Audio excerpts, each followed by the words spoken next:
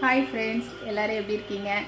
இன்றைக்கி வீடியோவில் பார்த்தீங்கன்னா, இன்றைக்கி ஆடி அமாவாசை. இன்றைக்கி ரொம்ப முக்கியமான நாள். அதனால் வடை பாயாசம், பொரியல், சாம்பார் எல்லாமே ரெடி பண்ணிட்டேன். இன்னும் வடை பாயாசம் மட்டும் ரெடி பண்ணணும்.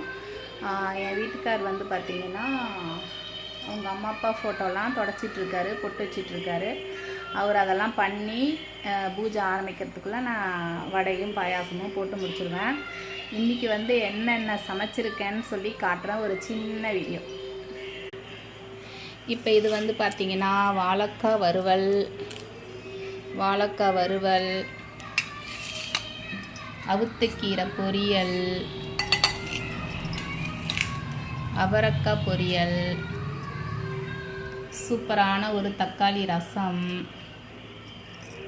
நல்லா இருக்குங்க இது. அதுவும் இந்த அமாவாசைக்கு வைக்கிற அன்னைக்கு மட்டும் அந்த ரசம் எப்படி தான் வாசனையாக இருக்குன்னு தெரியல, அவ்வளோ மணமாக இருக்கும். இது பார்த்திங்கன்னா பூசணிக்காய் சாம்பார். இன்றைக்கி அமாவாசைன்றனால பூசணிக்காய் கொஞ்சம் பரங்கிக்காய்லாம் போட்டு சூப்பரான ஒரு சாம்பார். ஓரளவுக்கு தண்ணி மாதிரி இப்படி இருந்தால் தான் எங்களுக்கு பிடிக்கும். அப்புறம் சுட சாதம் ரெடி ஆகிடுச்சு. இலைக்கு பருப்பு எடுத்து வச்சிட்டேன். அப்புறம் பார்த்திங்கன்னா பருப்பு ஊற வச்சுருக்கேன் உளுத்தம் வடைக்கு. இங்கே ஆனியன், கருவேப்பிலை, பச்சை மிளகா எல்லாம் கட் பண்ணி வச்சுட்டேன்.